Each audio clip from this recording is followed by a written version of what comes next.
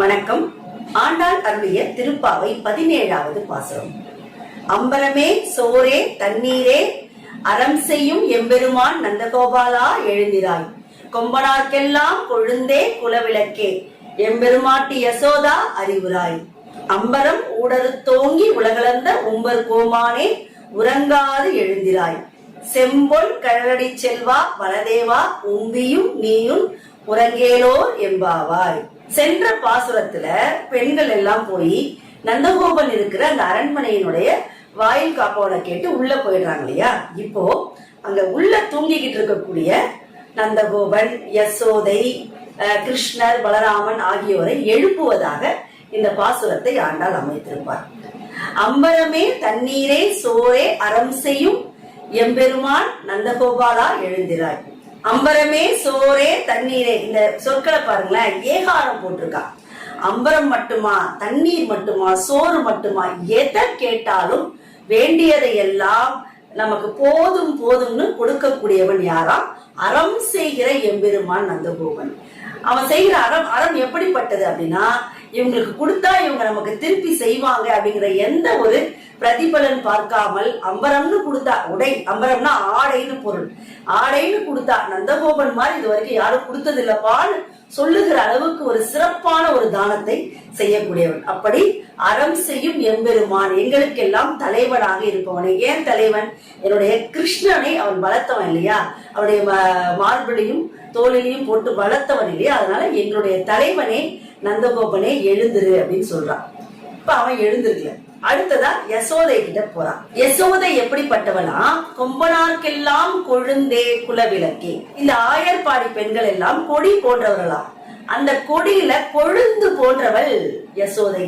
ஏன் கொழுந்து போன்றவள் அப்படின்னா, ஒரு செடி, ஒரு கொடியோ செடியோ நல்லா இருக்கு அப்படின்னு சொன்னா அந்த கொழுந்த பார்த்துதான் நம்ம தெரிஞ்சுக்க முடியும். அந்த கொழுந்து வாடி போயிருந்தாலோ இல்ல அந்த கொழுந்து பழுத்து போற மாதிரி இருந்தாலோ அந்த செடி பசுமையாக இல்லை, அந்த செடி ஆரோக்கியமாக இல்லை, அந்த கொடி சிறப்பா இல்லை அப்படிங்கறத நம்ம தெரிஞ்சுக்கலாமா. அப்ப இந்த கொழுந்து மாதிரி இருக்கக்கூடிய யசோதை மிக சிறப்பா இருக்கிறதுனாலதான் இந்த பெண்களும் ரொம்ப அழகா ஒரு அமைதியான வாழ்க்கையை வாழ்ந்துட்டு இருக்காங்கன்றதுக்காக கொம்பனார்க்கெல்லாம் கொழுந்தே குலவிளக்கே. ஏன்னா நான் இந்த கண்ணனை வளர்க்கக்கூடிய ஒரு தாய் இல்லையாவ, அந்த பெருமையை பெற்றவ இல்லையா. இந்த பெண்களுக்கெல்லாம் ஒரு வழிகாட்டியாக, ஒரு குலத்தை விளக்க வைக்கக்கூடிய விளக்கா அவ இருக்கிறார். எம்பெருமாட்டி, எங்களுக்கெல்லாம் தாயை போன்றவளே யசோதா அறிவுராய். அப்படின்னா நாங்க இப்ப உங்களை கூப்பிடுறவே அதை அறிஞ்சு கொஞ்சம் எழுந்துருமா, அதை தெரிஞ்சு நீங்க கொஞ்சம் எழுந்துருங்கம்மா அப்படின்னு சொல்லி பெண்கள் சொல்றாங்க. அம்பரம் ஊடறுத்தோங்கி உலகளந்த உம்பர் கோமானே உறங்காது எழுந்திராய். அதாவது இந்த வானத்தையே ஊடுருவி சென்ற ஒரு அவதாரம் என்று சொன்னால் அது வாமன அவதாரம். திருப்பாவையில 3 இடங்களில் ஆண்டாள் வாமன அவதாரத்தை சிறப்பித்து சொல்லியிருப்பான். நம்ம ஏற்கனவே ஓங்கி உலகளந்த உத்தமன் பேர் பாடி அப்படின்னு அந்த 3வது பாசுரத்துல பார்த்திருப்போம். அதே மாதிரி இந்த பாடல் என்ன சொல்றா? அம்பரம் அப்படின்னா வானத்தையே ஊடறுத்து ஓங்கி இந்த உலகத்தை அளந்த எம்பெருமானே.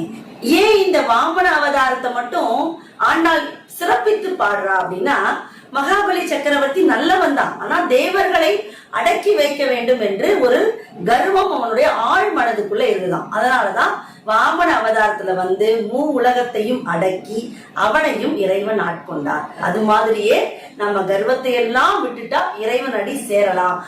வாமன அவதாரத்துல இப்படி ஒரு முற்பொருள் இருக்கு. அதனாலதான் ஆண்டாள் நிறைய இடங்களில் அந்த அவதாரத்தை பற்றி நமக்கு சொல்லிக் கொண்டே வருகிறார்.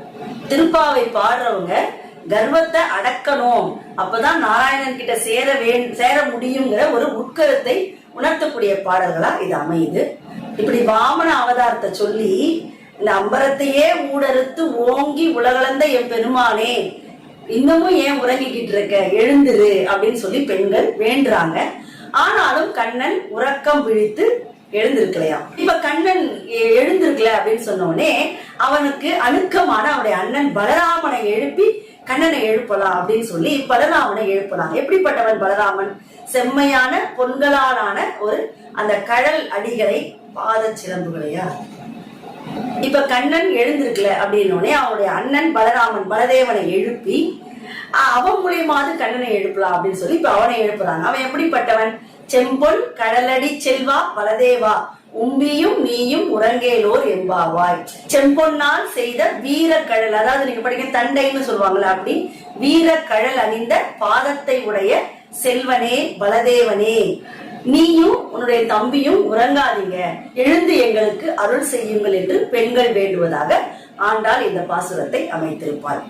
அம்பரமே தண்ணீரே சோரே அறம் செய்யும் எம்பெருமான் நந்தகோபாலா எழுந்திராய், கொம்பனாக்கெல்லாம் கொழுந்தே குலவிளக்கே எம்பெருமாட்டி யசோதாய் அறிவுராய், அம்பரம் ஊடறுத்தோங்கி உலகளந்த உம்பர் கோமானே உறங்காது எழுந்திராய், செம்பொன் கடலடி செல்வா வலதேவா உம்பியும் நீயும் உறங்கேலோர் எம்பாவாய்.